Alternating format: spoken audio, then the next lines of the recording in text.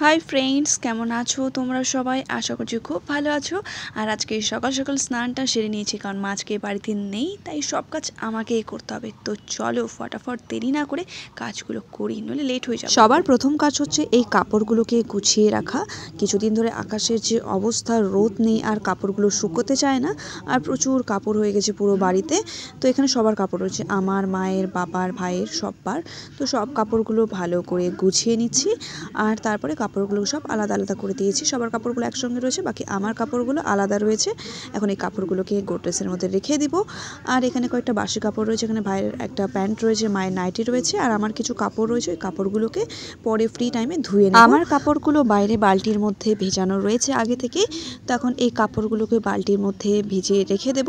আর এরই মাঝে ডেলিভারি বয়ের ফোন চলে আসলো। আমি যে ড্রেসটা রিটার্ন করেছিলাম, মানে মিন্ত্রা থেকে যে ম্যাক্সিটা নিয়েছিলাম, সেটা এখন পিক আপ করে নিয়ে যাবে।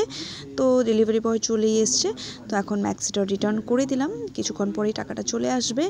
তো বাড়িতে এসে তারপরে ব্রেকফাস্ট করলাম। মা ছাতু বানিয়ে দিয়েছিল, মানে এটা হচ্ছে চানার ছাতু, আর পাস্তা বানিয়ে দিয়েছিল, একেবারে সিম্পল পাস্তা। আর আমি প্রচুর কেচাপ ঢেলে নিয়েছি এর মধ্যে। কেচাপ খেতে আমার খুবই ভালো লাগে। আর তারপরে চেয়ারে বসে মোবাইল টিপতে টিপতে খাচ্ছিলাম। আমি মোবাইলে সিনচান দেখছিলাম। সিনচান দেখতে আমার ভীষণ ভালো লাগে। তোমরা কারা কারা এখনও সিনচান দেখতে দেখতে খাও, কমেন্টস করে জানিও।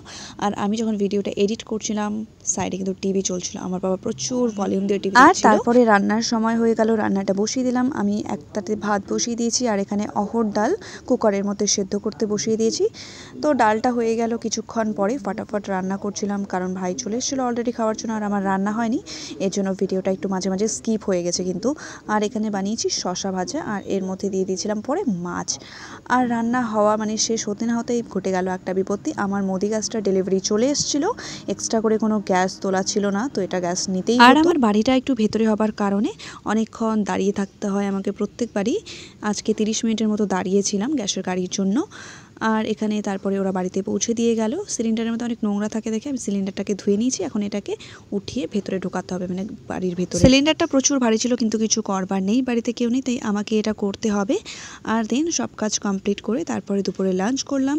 এখানে রয়েছে ডাল, ভাত, শশার সবজি, আর নিচে একটা আচার, পেঁয়াজ, আর হচ্ছে কি লেবু। তারপরে লাঞ্চটা কমপ্লিট করলাম, আর তারপরে চলে আসলো আমার স্টুডেন্টসগুলো।